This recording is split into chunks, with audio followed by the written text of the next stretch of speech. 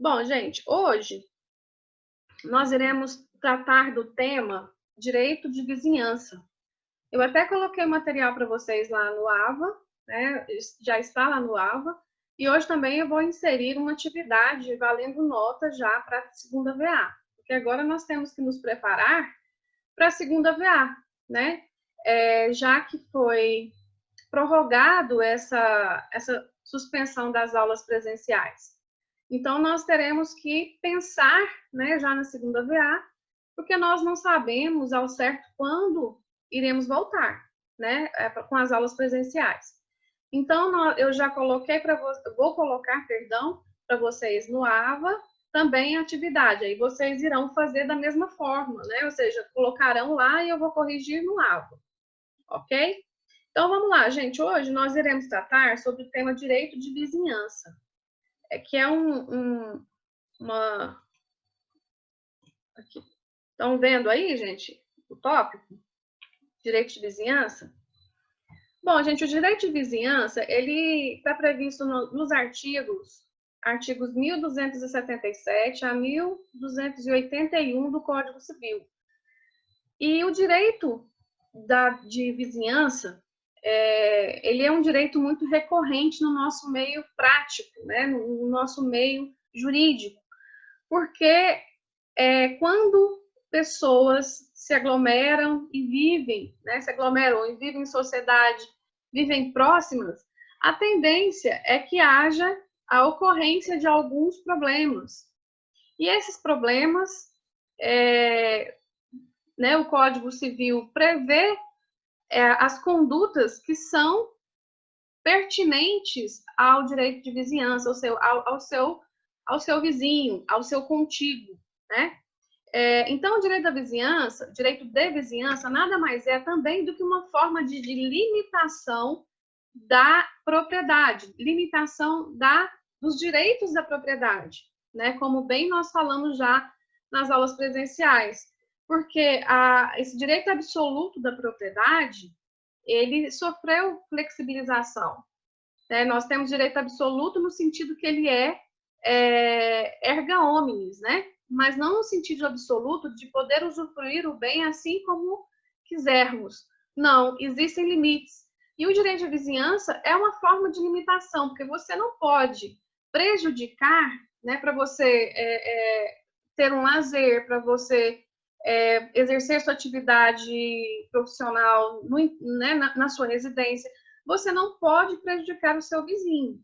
E quando eu falo vizinho, eu falo não só aquela pessoa do seu lado, do lado esquerdo, do lado direito, né, ao fundo da sua casa, mas também os vizinhos podem ser considerados contíguos, morando inclusive no mesmo quarteirão, né? Então, você tem que seguir regras previstas no Código Civil, previstas na postura. Nós temos um plano diretor. Então, tudo isso envolve, né, a questão de construção, como quando a gente fala, né, todas as construções têm que ser feitas através de um alvará municipal, né? Você tem que solicitar esse alvará para que possa construir ou reformar. Então, tudo isso nós iremos, aí já abrange o direito de construir. Tudo isso nós iremos ver hoje. Bom, gente, as regras atinentes ao direito de vizinhança, ela é uma regra, é uma obrigação propter rem, que acompanha a coisa. Então, quando é propter rem, essa obrigação, ela acompanha a coisa, ela cola na coisa, ou seja, no bem, e não há como dissociar essa obrigação do direito de propriedade. Por quê? Porque você terá, como proprietário desse imóvel, obedecer às regras do seu, para que haja uma harmonia social, né? Que nós possamos viver de forma harmoniosa com os nossos vizinhos, com os nossos contíguos. Bom, a propriedade, nós vimos, ela é um direito pleno, ou seja, concentra o usar, gozar, dispor e também complementando reaver. E é um direito absoluto, né? Assim, o dono pode fazer o que quiser com os seus bens. O que não pode haver é o quê? É o prejudicar terceiros. Eu não posso prejudicar terceiros. Eu não posso ferir os 3 S's: segurança, sossego e saúde. Eu não posso ferir esses 3 S's porque, com relação ao meu vizinho, né? Por exemplo, se eu pego e armazeno na minha casa, ou no barracão que eu tenho ao fundo da minha casa, fogos de artifício. Isso eu estou ferindo o quê? Estou ferindo o direito de segurança não só da minha família, mas assim, também da minha também, dos meus vizinhos. Eu gostaria de pedir para que vocês desligassem o microfone, por favor. Roça, produz na roça. Não é que a Bruna foi lá não, Milena, outra vez, não?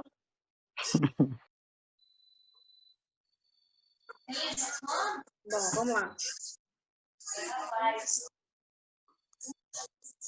Tem mais, hein? Sei que o mesmo nome da minha filha é Verônica.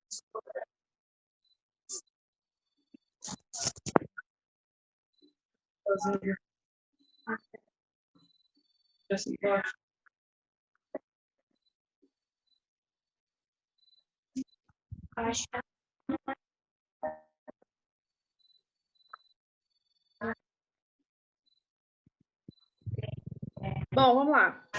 Gente, eu gostaria de pedir para que todos desligassem os microfones.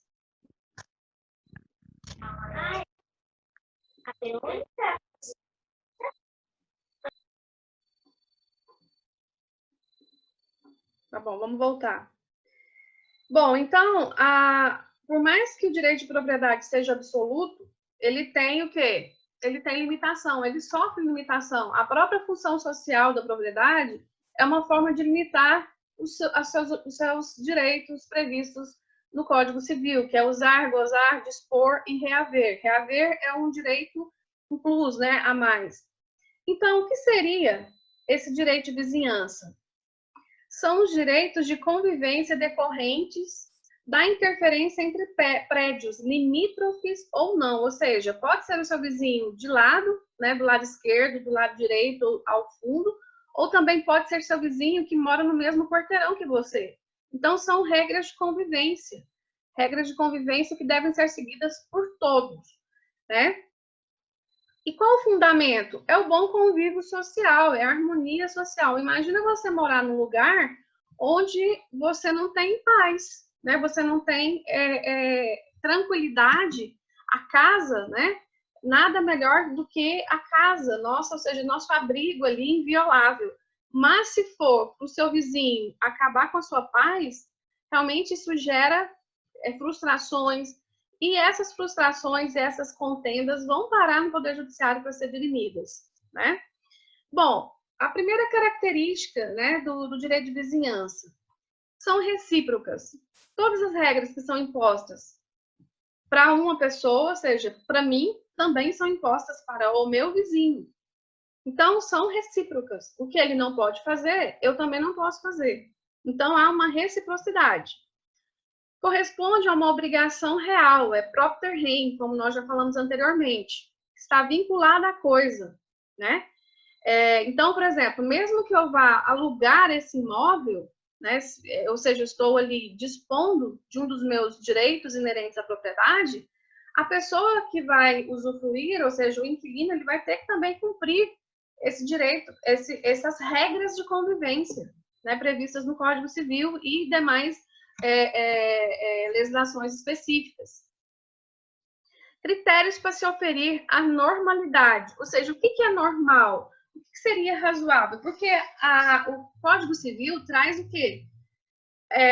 Condutas, né, mínimas para que a gente possa viver em harmonia social. Muitas práticas, muitas condutas não estão previstas no Código Civil. E a pessoa tem que ter uma certa maleabilidade para que detecte que isso está ferindo o direito alheio.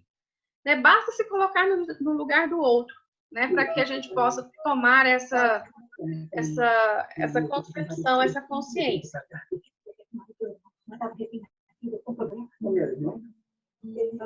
Bom, eu queria pedir novamente para vocês desligarem os microfones.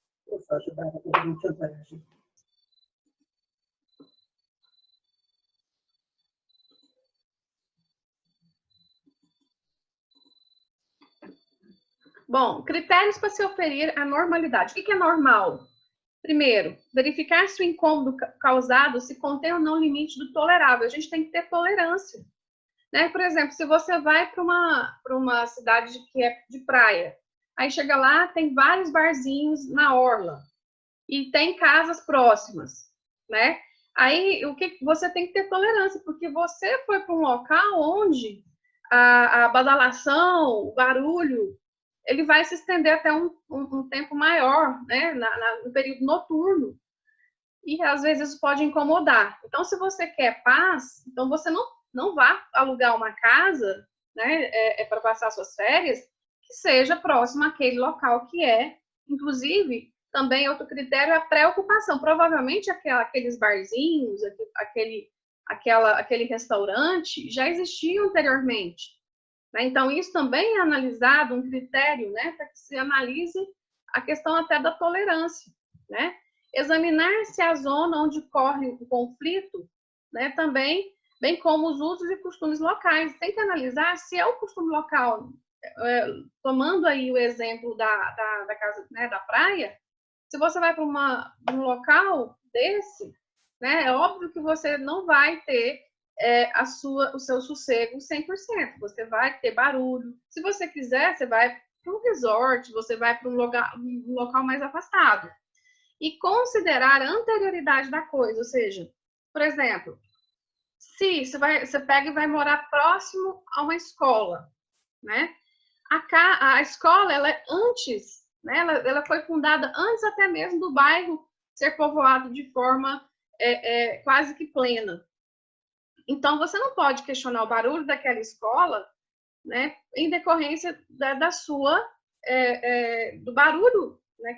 Que é comum de uma escola, né, produzir. Então, é comum aquele barulho. Então, tem que ver se aquilo ali não está dentro do tolerável, se aquilo não é normal, dentro de uma certa normalidade. Se for excessivo, é lógico que há que se fazer alguma coisa, né? Agora, se não for excessivo, se for tolerável, não vai adiantar nada você reclamar, porque vai analisar, vai ser dentro do tolerável, dentro dos decibéis que é permitido para a aferição de barulhos, né?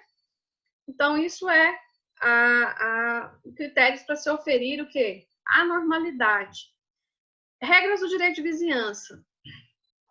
Ou seja, se houver ferimento da saúde, do sossego, da segurança dos vizinhos, né, é o uso nocivo de uma propriedade. Estará ocorrendo o uso nocivo da propriedade. Por exemplo, você ter no seu apartamento um cachorro de grande porte, né? Um cachorro que late muito, de grande porte. Você está ferindo o quê? O sossego, né? Das pessoas que moram ao seu redor. Então, por exemplo, cachorro bravo, fumaça, né? Venda de fogos, esgoto, árvore velha ameaçando cair, tudo isso fere o direito de vizinhança. Então, o sossego. Então, essa questão do limite da tolerância, como nós estávamos falando, tem que analisar cada caso específico. Por exemplo, o hospital. É óbvio que o hospital vai ter barulho de ambulância, vai ter barulho de pessoas chegando, grande movimentação de carro.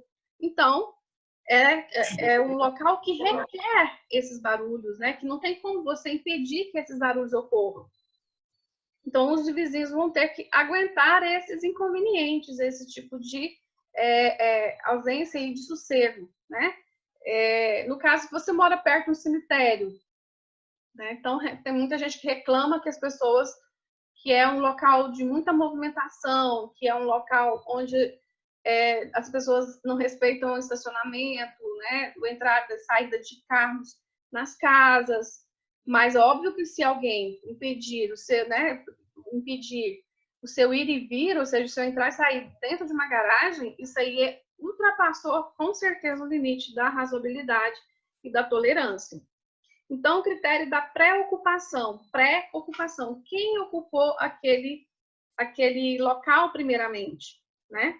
Então, quem ocupou aquele local primeiramente, então o juiz vai ter esse critério para analisar até mesmo o que ele vai fazer, né? Quais as providências que ele vai tomar para que aquele barulho, aquela questão que está ocasionando ferimento à saúde, à segurança, pode ser minimizado, né? Se não tiver como extirpar de forma completa, mas ser minimizado. Imagina vocês nós morarmos perto de igreja, né? Seja ela igreja católica, evangélica, qualquer tipo de denominação, morar perto de igreja sempre dá problema para os vizinhos. Dificilmente não dá. Por quê? Porque tem louvor, tem barulho, tem várias reuniões, né? Então, realmente, essas pessoas que norteiam aquela igreja, aquele local, tem que ver aquilo que é tolerável. O que ultrapassar a tolerância, realmente é preciso acionar, né, a igreja ou a empresa ou a pessoa que está ocasionando esse desassossego para que possa tomar as devidas medidas. Às vezes, se você colocar uma janela anti-ruído, colocar ar-condicionado dentro de uma igreja, por exemplo, não ter que abrir as janelas. Então, tem coisas que podem ser feitas para que não haja ali, para que todos possam conviver naquele ambiente ou próximos àquele ambiente. Soluções para a composição de conflitos. Se o dano foi intolerável, o juiz deve primeiramente determinar que sejam reduzidas as proporções normais, né? Então, deve-se analisar se aquilo é intolerável ou é tolerável, né? Se não for possível a redução, então determinará o juiz a cessação da atividade se for de interesse particular. Se a atividade danosa for de interesse social, não se determinará a sua cessação, mas se imporará ao seu responsável a obrigação de indenizar o vizinho. E também, gente, de adotar medidas capazes de reduzir aquele dano, né?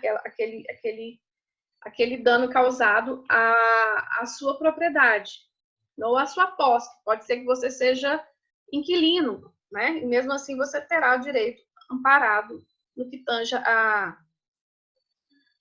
questão daquele ambiente que vai ser dividido entre a sociedade. Sanções para o infrator. Então, o vizinho que perturbar a saúde, o sossego e a segurança dos outros deverá ser condenado a uma indenização por danos materiais e morais, obviamente, dependendo do caso em concreto. E outra coisa, ação de obrigação de fazer. A pessoa o vizinho que foi prejudicado ou que está sendo prejudicado, ele vai entrar com uma ação de obrigação de fazer, uma obrigação de não fazer, né? Dependendo do caso em concreto. Então, esse caso do direito de vizinhança, esse ferimento ao direito de vizinhança, é mais comum do que nós imaginamos, né? Dentro do Poder Judiciário, é muito comum esse tipo de ação judicial pleiteando ali uma obrigação de fazer, uma obrigação de não fazer, uma reparação de dano em decorrência ao prejuízo causado. Então, tudo isso vai depender do limite, que é a questão da tolerância, né? Da tolerância. Aqui já me perguntaram aqui se a igreja for construída posteriormente. Se a igreja for construída posteriormente, ela vai ter que ter um alvará, uma licença para construção, onde vai se determinar quais as regras que aquela igreja vai ter que exigir, até mesmo para a relação de construção, né? Se for ocasionar barulho excessivo, isso tudo vai ser imposto para que haja a possibilidade de convivência harmoniosa daquelas pessoas no local, né? Aí outra questão, árvores limítrofes. Isso também é uma questão que gera muito problema entre os vizinhos, né? Aquelas árvores que ficam, que está na propriedade de um vizinho, mas que interfere na propriedade do outro vizinho. Isso são chamadas árvores limítrofes. Essas árvores limítrofes, elas ficam próximas ou em meio a dois terrenos, né? De acordo com o artigo 1282. Se chama o quê? Um condomínio forçado. Né? Então, a árvore que está no terreno pertence ao dono daquele terreno. Mas se seus galhos passam para o outro terreno, o vizinho, né, o galho que passou para o terreno do vizinho, ele pode cortar. Ele pode pegar os frutos e caírem de forma natural, né? Ele não pode, obviamente, derrubar os frutos, mas se cair, ele pode pegar, se estiver do lado dele. E ele ainda pode cortar os galhos dessa árvore, né? Que é um dos casos raros de autotutela, que é um resquício do nosso direito antigo, né? Agora, se os frutos caem em via pública, rua ou praça, os frutos são do dono da árvore, por quê? Porque naquele caso, ele não vai ter que pedir autorização para que ele possa pegar aqueles frutos. Mas, em regra, se cair na rua, dificilmente o dono vai pegar, porque, em regra, as pessoas, os passantes, né, os transeuntes, vão pegar aqueles frutos, e isso também não vai caracterizar nenhum delito aí. Passagem forçada. Bom, toda propriedade, né? Toda propriedade, ela tem que ter o quê? Ela tem que ter passagem, né? Toda propriedade, ela tem que ter passagem. Um prédio, ele não pode ficar o quê? Encruado. Ele não pode ficar... Quando eu falo prédio, gente, eu falo casas residenciais, né? Qualquer tipo de imóvel, tá? Quando a gente fala prédio, quando o Código Civil se remete a prédio, pode ser urbano ou rural, né? Pode ser casa ou pode ser também prédios. Então, o que adianta você ter um imóvel onde você não pode gozar daquele bem? Onde você não tem saída, não tem entrada e não tem saída. Então, preocupado com isso, o Código Civil trouxe regras que vão normatizar essa questão. Ou seja, quando um imóvel ele é sem saída, ele é encruado, né? O que deve ser feito? O Código Civil traz a resposta, né? Seria o quê? Você vai pleitear, né? A pessoa que tem um prédio sem saída, está numa situação de né, está encruado, ele não tem, né, para onde, ele até impede a exploração econômica daquele bem, ele vai poder fazer o quê? Pedir, né?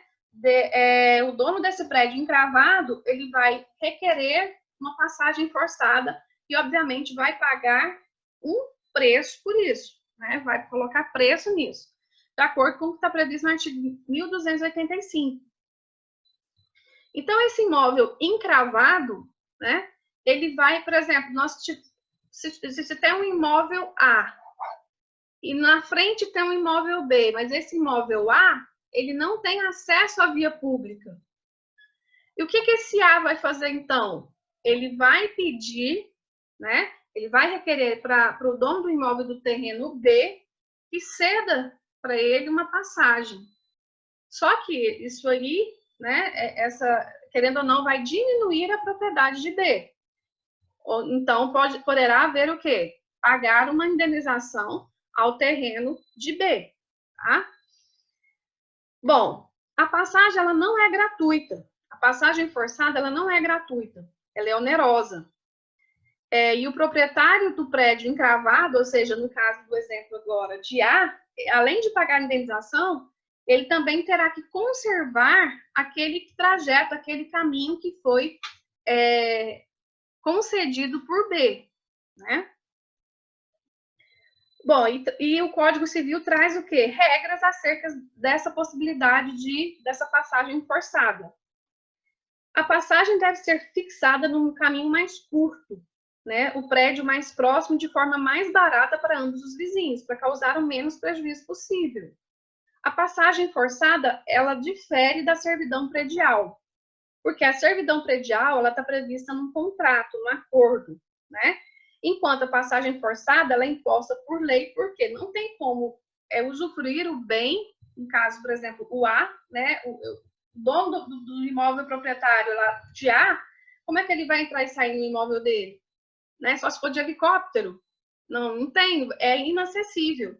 Então, em decorrência desse fato, é que, no caso, a passagem forçada, ela está prevista em lei. E a servidão predial, que é muito parecido, que nós iremos ver mais na frente, ele está previsto em contrato. Bom, passagem de cabos e tubulações. Nós vivemos num outro tópico também trazido pelo Código Civil. Nós vivemos num mundo, né, moderno, onde cada vez mais, quando você vai construir uma casa, né, nós temos que deixar fio para computador, para energia, né, tubulações para fornecimento de água, temos que tubulações para o esgoto, então internet, né? Então imagina o número de fios e tubulações que passam por um imóvel, né? Então, o artigo também 1286 e 1287 traz as regras que devem ser seguidas para que seja possível a passagem desses cabos e tubulações. E nós temos que tolerar, a palavra de novo aqui, tolerar, que esses cabos dos vizinhos passem, muitas vezes passem na nossa propriedade, visando ao interesse maior, né? Que vai beneficiar um outro vizinho. Então, isso é normal, né? O Código Civil possibilita e viabiliza aí a prática dessa conduta. Também é possível a construção de aquedutos para transporte canalizado de água. Aquedutos são a forma de se canalizar para que a água chegue em determinados locais. Né? Muitas vezes você nem imagina, mas pode ser que você adquira uma casa posteriormente, não construiu essa casa, e debaixo dela tem um aqueduto, debaixo dela passa, né, uma canalização para água. Né? Isso pode acontecer. Então, isso é permitido, sim, né? Desde que a gente siga todas as regras de segurança que não comprometa a propriedade alheia. Né? Nós temos aí 10 minutinhos de aula. Das águas. A água também sinceramente, hoje, né, nós vimos a importância da água. O tanto que todo mundo, né, tanto o poder público, o poder privado, enaltece aí a economia de água, não vamos gastar água. Então, querendo ou não, a água é um bem de extrema relevância para a nossa sobrevivência, né? Então, em decorrência disso, é que nós temos no Código Civil também regras atinentes a questões das águas, ou seja, a água que corre, né? Para essa água, o que a pessoa pode fazer se uma água passa pelo terreno dela, né? Então, o Código Civil, ele traz essas características, essas regras, e também existem outras legislações, como o Código das Águas, né? Ele traz regras acerca das águas, de como utilizar essa água. O Código Civil traz algumas regras previstas no artigo 1288, que fala assim: toda a água corre naturalmente de cima para baixo, do rio para o mar, então o vizinho não pode reclamar do estrago que as águas vindas de um terreno de cima façam no seu. O proprietário de baixo deve usar a criatividade e se beneficiar de sua condição inferior, construindo uma bico, moinho, ou seja, ele tem que aproveitar. Ele não pode interromper esse fluxo de água. Né? É isso que o Código está querendo dizer. Artigo 1290. As águas que cortam o terreno podem ser utilizadas para o consumo, mas o curso natural das águas não pode ser interrompido.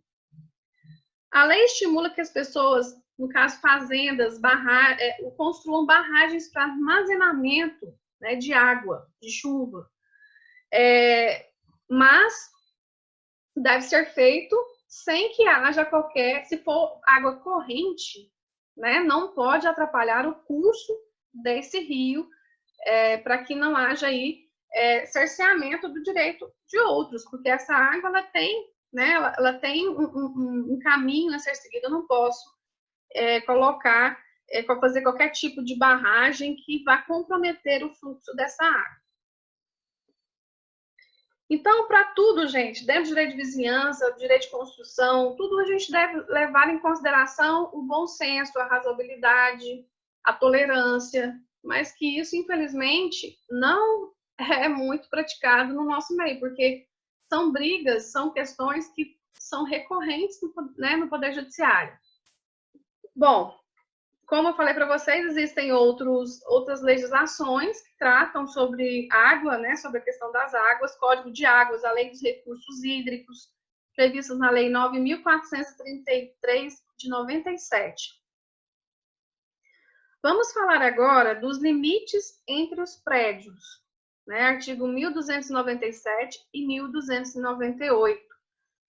Bom, o Estado ele tem interesse que você estabeleça o limite da sua propriedade. Praticando o quê? Construindo tapumes, marcos, cercas que vão delimitar essa propriedade. Então, por que o Estado é importante? Para ele cobrar, né? Ele vai cobrar imposto em cima da metragem, em cima da sua faixa territorial, do seu espaço, né? Para que possa gerar ali o imposto devido em razão daquela área. Então, esse direito de tapagem, né, de murar, de colocar muro, de colocar cerca, marco, isso é um direito inerente do proprietário, né? E esses marcos, essas cercas, podem ser de qualquer tipo, né? Marcos naturais, pode ser uma cerca viva, pode ser até o próprio rio, né? Quando você pega uma escritura, para que você possa situar o bem, sempre vem escrito a tantos metros do córrego tal, né? Então, sempre tem referência e tem essa limitação, até mesmo para uma questão de limite territorial, né? E outra questão é trazida, que é permitido incluir no custo do muro a colocação de ofendículas para impedir a invasão para proteger o seu bem, né? De roubos, de pessoas que vão dilapidar o seu patrimônio. Então, é muito comum colocar muros com pregos, com cacos de vidros, com cerca elétrica, né? Dependendo do local e do costume e da autorização, porque para você colocar cerca elétrica, você colocar ofendículas, você tem que ter autorização, né? No caso da cerca elétrica. Agora, tem muita gente que coloca caco de vidro, né? Coloca caco de vidro para cima, né? Coloca alguns cacos de vidro. Aquilo ali é muito bom para dengue. Né? O mosquito da dengue adora aquilo ali. Então, acaba que você protege num aspecto e desprotege em outro aspecto, né? Direito de construir. O direito de construir também são as regras que o Código Civil traz com relação ao exercício da construção. Como é que eu posso construir minha propriedade sem que ela vá interferir no direito do outro? O meu direito, ele começa onde termina, né, o do outro. Então, eu tenho que respeitar essa forma de construção. E o Código Civil, ele traz algumas regras, ele traz algumas questões que são pontuadas para que haja o respeito, né? Sob pena de você poder ingressar com uma ação judicial para, inclusive, de demolição, né? Para demolir determinada obra realizada. Então, antes de construir, a melhor coisa que tem a se fazer é analisar primeiramente o local onde vai construir. Se é permitido construir, que forma que é permitido, porque nós temos cidades que são planejadas que elas têm que ter regras acerca de até mesmo limite de muro, extensão da calçada, né? Então, tudo isso, em alguns locais, isso é exigido. Então, você tem que, quando construir, você tem que saber das regras atinentes àquela localidade. A regra a regra ela é livre, né? Não existe uma regra, existe a liberdade de construir, né? Mas sempre no direito existem as exceções. A regra é o direito de construir, mas desde que haja obediência de alguns pontos. Primeiro, despejar goteira sobre o terreno, teto do vizinho. Isso é proibido, né? Não se pode fazer. Não se pode abrir janelas a menos de 1,5 metro do terreno vizinho. Isso é chamado, gente, o recuo, né? Então, se eu vou construir, eu tenho que deixar 1,5 metro de recuo, para que haja, inclusive, não haja problema de infiltração, não haja problema de né, a própria água destruir o muro do vizinho. Então, para evitar esse tipo de problema, é que há esse recuo. E na zona rural, esse recuo ele é de 3 metros. Né? No caso, não se pode encostar na parede divisória fornos muito grandes para não incomodar o vizinho. Imagina um forno superaquecido, vai incomodar o outro vizinho. E não se pode executar obras arriscadas. Bom, gente, com relação às questões, essas questões de limite de construir, deve-se atentar não só ao que o Código Civil está determinando, mas sim analisar até a postura, a lei municipal local, né, para ver se existe alguma outra exigência que deve ser atendida em determinados locais. E tem, por exemplo, determinados bairros em cidades que são projetadas que não é permitido, por exemplo, comércio, né? Então, em razão disso, deve-se analisar isso. Então, finalizando a aula, se vocês quiserem, eu chamo vocês novamente, só para para dirimir questões, tirar dúvidas. Mas, por enquanto, nossa aula fica por aqui, em termos de conteúdo, tá bom? Eu vou chamar vocês de novo, vou mandar o convite para a Carol, para que a gente possa tirar dúvidas sobre essa aula, ok? Até agorinha.